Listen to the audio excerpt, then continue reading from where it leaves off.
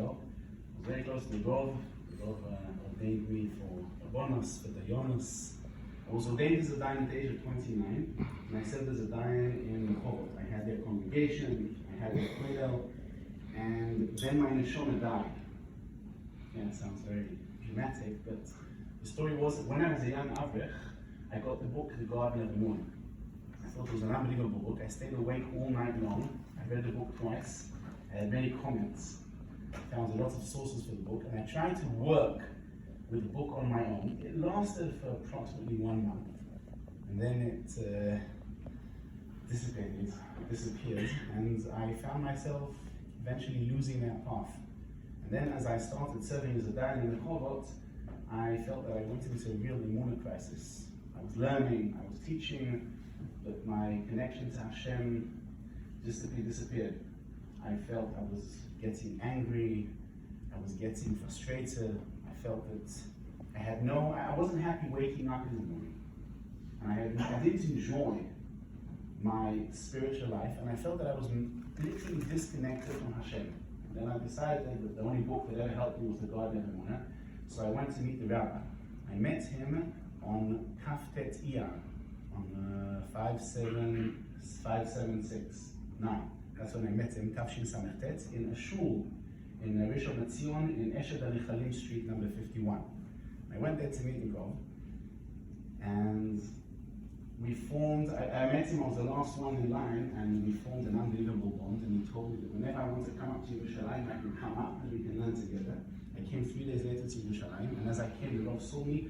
He dedicated the whole day for me. He took me to my first Hitbodedut, taught me how to connect to Hashem, and after 3 times that we met, in 3 consecutive weeks, I told him that I wanted him to be my rabbi. I was very stubborn, and I'm very problematic. So I told him I have my conditions. He said to me that he also has his conditions, and we shook hands on it. So that was everything fine. And then the 4th time we met, he said, listen, I want you to leave your job in Rehovot. I said to him, what? He says, listen, I want you to leave Rehovot, quit your kollel, quit your kehillah, and I want you to come to my yeshiva, and I want you to be the head of the kollel and Dayan in my kehillah. I said to him, listen, Rabbi, I have to ask my wife. So I went home and asked my wife, and my wife's reaction was like this: yes, you're finally going to be a frum Jew. Okay, that was her reaction. So my wife was absolutely delighted. It just shows you how bad my situation was, even though I didn't realize it. My wife's reaction told me. And I've been with the rabbi for 14 years. It's been an unbelievable trip. We have a chavrusa, we learn nearly on a daily basis. I serve as the spiritual manager and the head of the rabbi's institutes in the spiritual point of view. I'm the Dayan of the Kehillah. I also work, and many of you I think know the Brut organization, right? I'm the head of the Batei Din in the board also, which is also an interesting job, also related to Kiryut, which is also fascinating.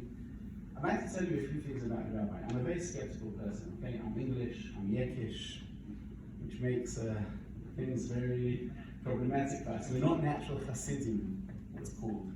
Yes, and I'm sure Rabbi Shire would agree with me that coming from my upbringing makes it very different. When I turned into Aggressive, my family's reaction was very, what? I mean, how come? By the way, my children all look like the rabbi. In other words, they've all got long payas, they look like Hasidim. The rabbi will not let me dress like a Hasid.